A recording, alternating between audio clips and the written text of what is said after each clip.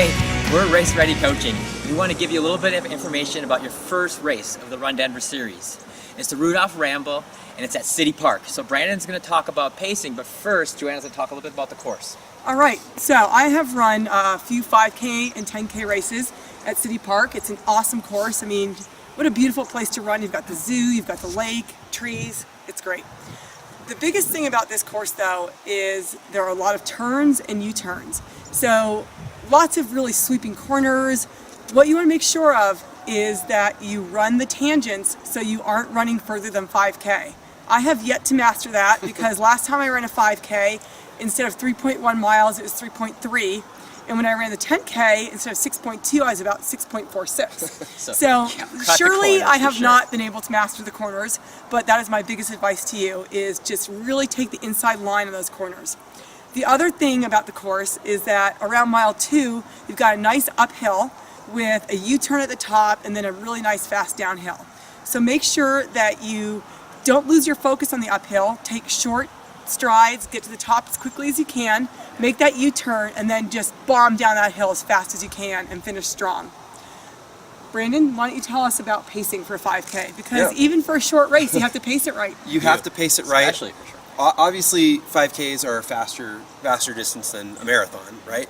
But the biggest mistake that I see throughout any 5K I've ever been to, since I was going to them at the age of 6, is that when the gun goes off, you've got this group of people that just love to just hit it for that first 800 meters. And it's funny, throughout my racing, I've always, laughed at it because I think they're just going to come right back to me. So we don't want you guys to be those people. You've got your adrenaline pumping, you really want to have a good race, and that excitement is going to cause you to have this tendency to want to just blast off. Go out really hard. Blast off on there.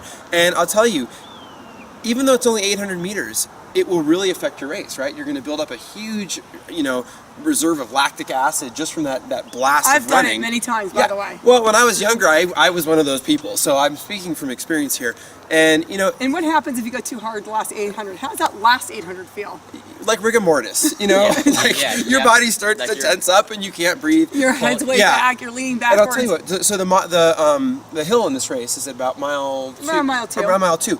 You will not be happy with yourself if you go out hard. There. Yeah, you want to be strong, and I think the best thing you can really say to yourself is, you've been in our program, you're trained properly. You know your pace. No, exactly. Go out at your pace and know that all those people that all of a sudden you're like, oh my gosh, why are they running so fast? They will come back to you, and you will see them on that hill, and you can give them a nice pat on the back and say, good nice job. 800. Yeah, nice 800. So really, really just try to reserve yourself on that. That's my advice in a 5K. Well, And great. Yep. you know what? Great. If you're going to race, race ready. Yeah.